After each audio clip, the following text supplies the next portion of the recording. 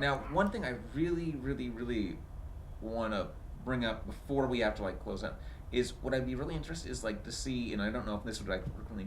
I would love to see like if we could finally get to a point. Let's say we'd had like an Asian American writer who could write like I'm just using that hypothetically, who could just write a storyline with like out having to write an Asian American character. Like I don't know, it just seems like like I said Well, earlier, it's a weird thing, we're just so even if you paralyzed, have it like, seems. it's a really strange thing, and um, I mean, there's so many that's a huge topic that I could go on about for like ever, but honestly, I think just what it comes down to is that, as Americans and having like an American comic industry, Americans, we are not a big happy family. We are a big messed up family, a family nonetheless. A little So it dysfunctional. shouldn't be that hard to portray realistic characters that really fit our society. Right. It's not that difficult, and yeah, no, they're very talented. Just like, I mean, there are very talented writers out there, black, white, brown, Right. Whatever, Green, purple. like gay, straight. There are very, very talented writers out there who are doing their thing. But unfortunately, DC and Marvel don't know where to find them. I mean, and there's the other day we're looking at that Marvel's big event about dropping their comics to $2.99, and then you get the black characters way, and Way in it's the like back. let me pull up my.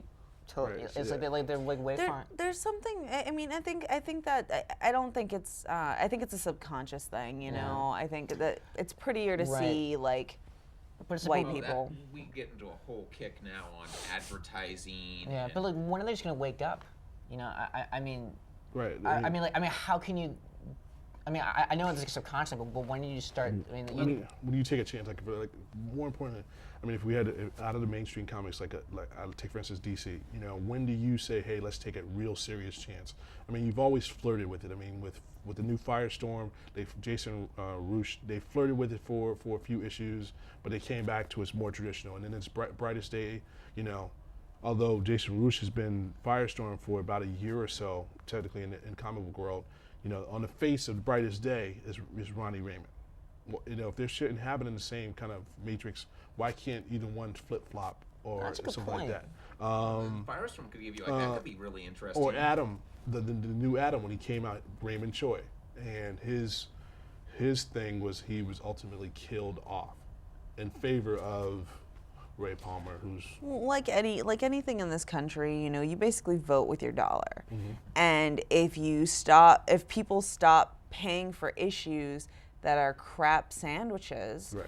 and then the industry's going to say, oh, what are we doing wrong then? And I mean, and they'll see who is being really successful right now. Why do you think that is? It's like DC and Marvel when manga first came into play. Right. A lot of them were just kind of like, okay, they basically are getting all of like the female readers. What do we need to do about it? Right. And yes, they're poor attempts that they are with like heroes and girl comics and stuff, but the attempts are being made. Wasn't that You know, like a Pride and Prejudice comic that they're trying, Yeah, they're trying to push? they're doing they're doing a lot of the Jane Austen stuff, which is actually, I mean, it's not like a huge seller, but it is selling. I mean, even the X-Women stuff. Oh, the X-Women thing was so great, and I think not just in terms of women in comics, but like race as well, because you have Storm, Kitty Pryde, Rogue, and Psylocke, just being sexy, trapped like on an island without their powers. And the way they behave and the things that ensue is it's just fun. Right. You're not thinking about race. You're not thinking about like, sexism or anything like that. This is a fun story about girls being cute, doing their thing, and it's just fun, and that's what comics should be. Right. Comics should be fun, and you should enjoy reading them. Not constantly being like, Well, Because comics is because comics is Learning a at the, lesson. Like, right, why 'cause are they comic- doing 'cause that, Comics you is, know? is our is for I might be speaking for myself more so than anyone else.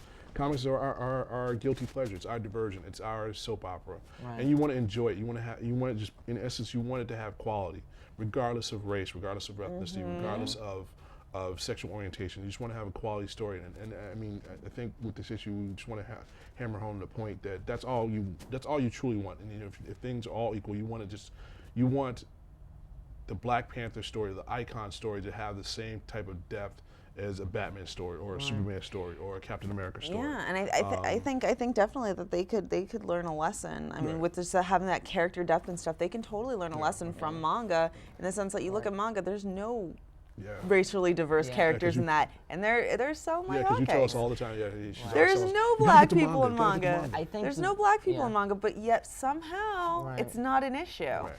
because they're Yeah. characters. I think real one of the characters. big things I think people like Marvel and DC should do, because they have the opportunity to, I think, is finding a way to introduce these characters to our younger audience. Because I mean, you know, Well- I mean, thinking back to like the X-Men cartoons, I remember I gotta admit, growing up in Southie, I wasn't until I was probably like 10 that I actually met someone who wasn't white.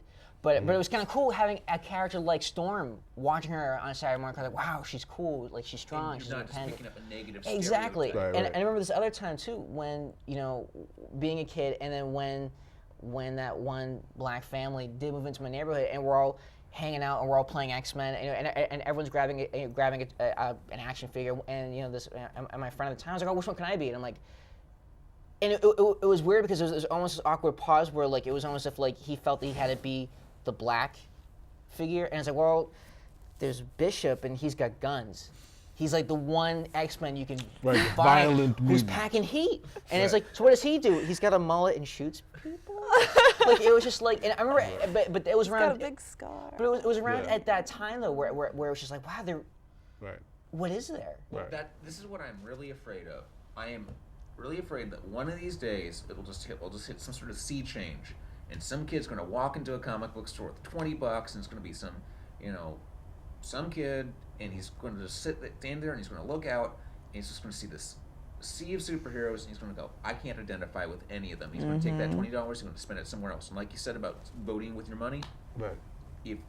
on some level, we were talking about good storytelling and good art, and it should be fun. But you need, on some level, to have someone you can identify with, someone you can look Yeah. at and go, okay, I can see myself reflected in this character. Right. And unfortunately, part of that always is going to be skin tone. If some Asian American kid walks in, some son of Eastern European immigrants, if some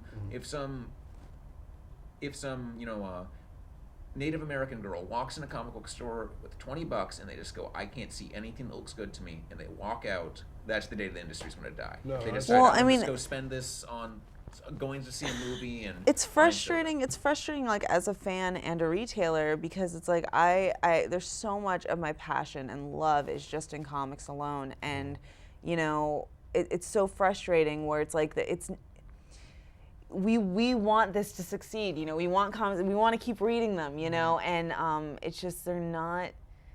It's like they're not trying. No. Yeah. So it does. frustrating. It feels like they. Yeah. It just feels like they're not. You know. It's not trying. Um, It's I mean, if you had to put on a scale Marvel or DC, and who tries a little bit more, I would say Marvel. there. I disagree with you a little bit there. I You know, disagree with you. out of those two, just because you know, like for me, watching a character that started off in the '70s, ran along with that same character in the '80s, '90s, and 2000, as opposed to some of the characters that I see in DC that when I was reading, when the first John Stewart came out. I mean, you know, the first Black Green Lantern, or when James Rhodes took over the Iron Man costume and he became Iron Man and he was a part of the West Coast Avengers.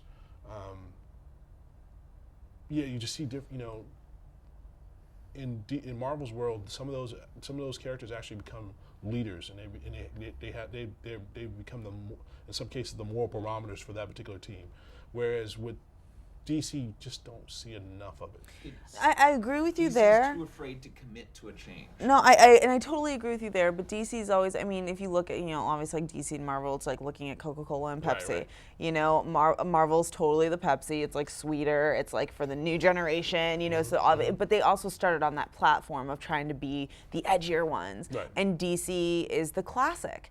You know, so I mean, but at the same time, you look at what they're trying to do with like broadening some of the characters and giving them a little bit more personality. Like there's Batwoman, lesbian, who's not just like a typecast butch dyke. Like she's a legit also a cool white girl. person. Right. She is a white girl, but she's not a typical like white girl Superhero. or your typical But idea once of like a again, though, you've lesbian. hit on a minority aspect that unless you sit down and read the story and go into it, and it doesn't even pop up every issue, superficially, what's the difference between her and any other Batwoman or Batgirl or anything like that? There's nothing there that you can really key in on. There's nothing to grab. Like here's like you said, okay, she's a lesbian, but if like that's a whole different aspect there. There's no telltale sign or anything like that.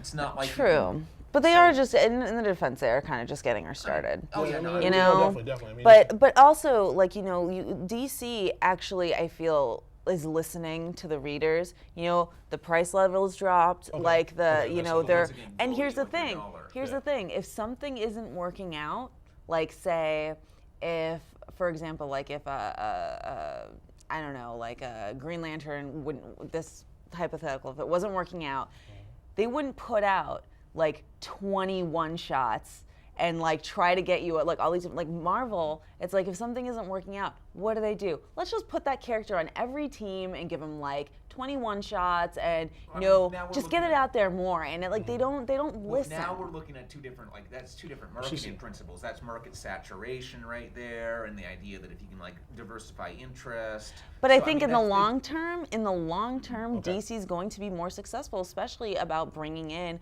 more minority characters because if they realize, like, a lot of people like aren't really happy with this, because the people But at look what we DC were actually talking about. listen. With DC, like they brought in these minority replacement characters for their legacy characters, saw sales drop, and killed them all violently.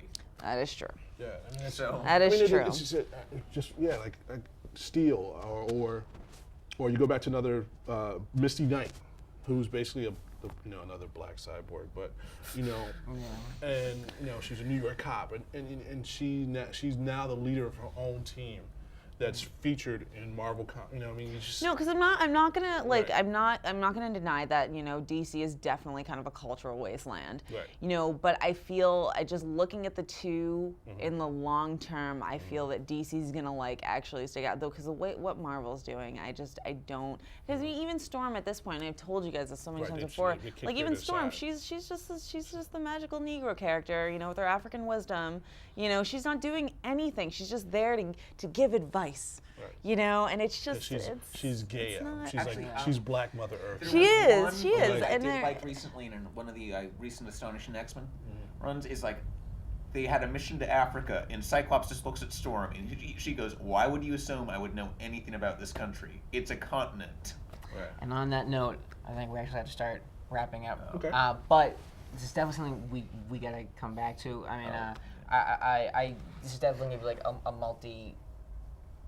This Yeah, this is Yeah. Because it there's ties so many into parts so to it. many Exactly, other and things. it's a really important issue. But so we will touch back on this. Maybe in the next episode we'll just kind of carry on the conversation, maybe mix up the panel a little bit. But before we want to wrap up, I just want to mention that it was kind of as usual, like kind of rough getting the show off the ground. So I want to give special thanks to Maggie Curtis for doing a great job mixing in the booth. And we were DJ confident enough Mags. to let Chad DJ press Magnus. some buttons and adjust the volume. So Chad, you're doing a great job. So stay tuned for the next installment of the race issue in We Got Issues. All right, that was damn. intense. We're gonna do it later.